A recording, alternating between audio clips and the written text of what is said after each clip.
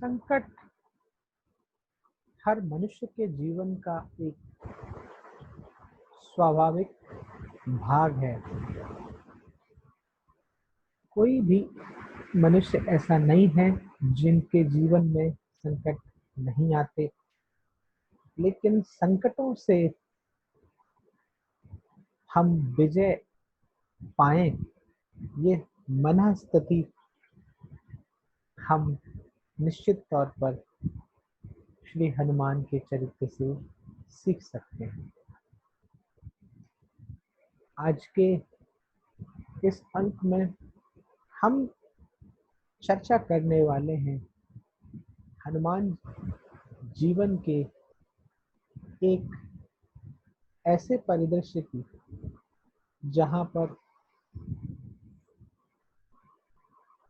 Problem solver या समस्या के निदान करने की कला को सीखना एक बहुत बड़ी शिक्षा है जो हम सब मनुष्यों को देनी चाहिए। नमस्कार, जय श्री राम, जय हनुमान। हनुमान जीवन से जीवन की सीख अंक के 8वें भाग में हम चर्चा करेंगे संकट से उबर पाने की प्रवृत्ति या प्रवृत्ति के द्वारा हनुमान जीवन द्वारा मनुष्य, चाहे वो विद्यार्थी हो, गृहस्थ हो, बुद्धिजीवी वर्ग हो, प्रशासक वर्ग हो, राजनेता हो या कृषक हो, जीवन के किसी भी पहलू को अगर हम छुएं तो समस्याएं एक आनी जानी प्रासंगिक बात जैसी होती हैं। कहा जाता है वो क्या जीवन है जिसमें संकट न हो, लेकिन संकट नाम से सहम जाना चरित्र नहीं है, बल्कि चरित्र है संकट शब्द के अंदर ही उसके हल ढूंढ लेने का। संकट और जो एक संक्षिप्त क्षण में जिसे काट दिया जाए या जो आपको काट दे, अब ये आपके चरित्र के ऊपर निर्भर करता है या संकट को हम कैसे लेते हैं उसके ऊपर निर्भर करता है। हनुमान जी के जीवन में कई बार ऐसे प्रसंग आए जहां पर संकट उन पर बहुत हावी हो सकते थे, लेकिन स्वयं की अंतिम क्षण तक लड़ने की, हार न मानने की और संकटों पर विजय प्राप्त करने के लिए कर्मठ रहने की प्रवृत्ति उन्हें हमेशा उन संकटों को काटने पर या संकटों पर विजय दिलाने पर मजबूर या मजबूत करती रही। श्री गोस्वामी तुलसीदास ने लिखा है या कहा जाता है, संकट कटे मिटे सब पीरा, जो सुमरे हनुमत मन धीरा।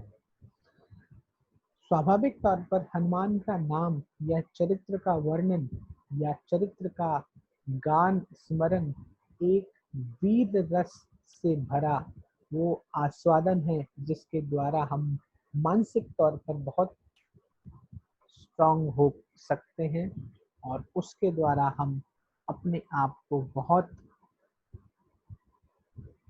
ऊंचा ले जा सकते हैं, जिसे हम अपने जीवन में उस क्षण के आने पर अपने आप को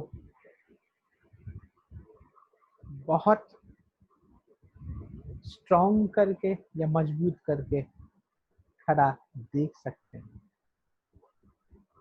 कल्पना कीजिए उस क्षण की जहां राम रावण संग्राम में युद्ध भूमि में मेघनाथ द्वारा श्री राम और श्री लक्ष्मण जी को शक्ति लगाई दी गई। ये प्रसंग बहुत मार्मिक है, लेकिन हमें प्रसंग की मार्मिकता से, संकट को की मार्मिकता से को लेकर घबराने भर से या उस पर चर्चा ना करने से हम कुछ सीखेंगे नहीं बल्कि कुछ खोएंगे।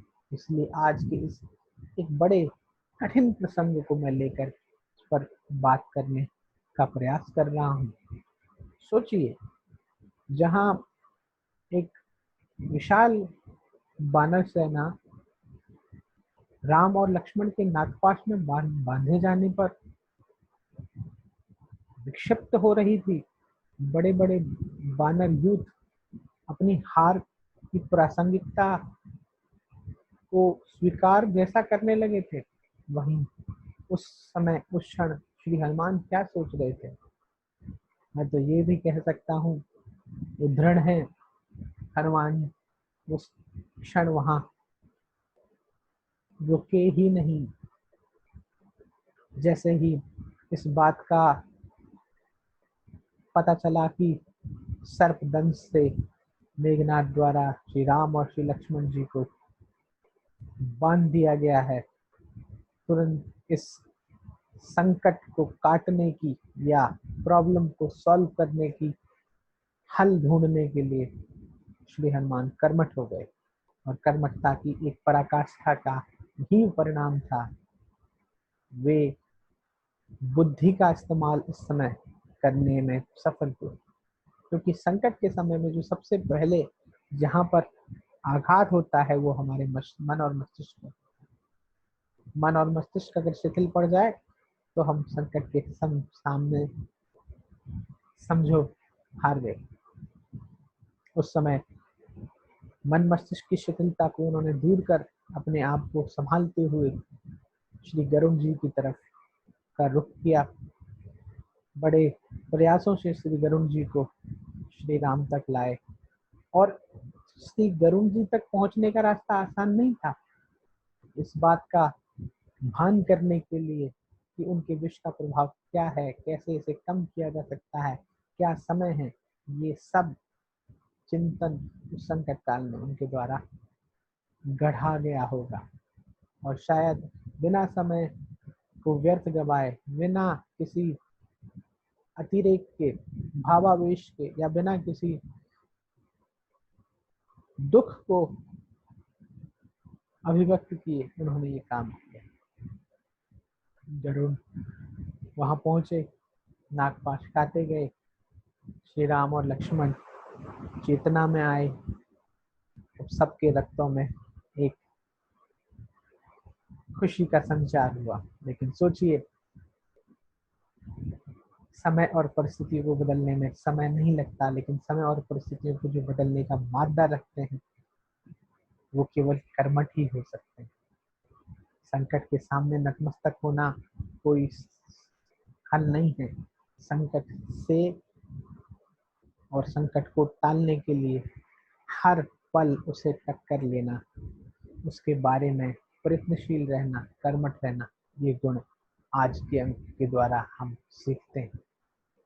8वें अंक में हमने निश्चित तौर पर अगर कोई गलतियां की हैं, प्रभु हमें क्षमा करेंगे, और आप भी हमारी भ्रष्टताओं को क्षमा करेंगे। ये विषय हनुमान चरित्र के द्वारा जीवन प्रबंधन एक बहुत महत्वपूर्ण विषय है।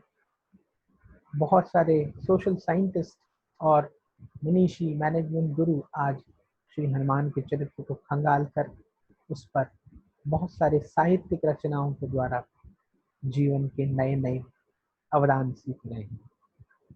तो एक सरल भाषा में आप तक ये वीडियो लाकर मैं शायद आपके सेवा में प्रस्तुत हो पाता हूँ।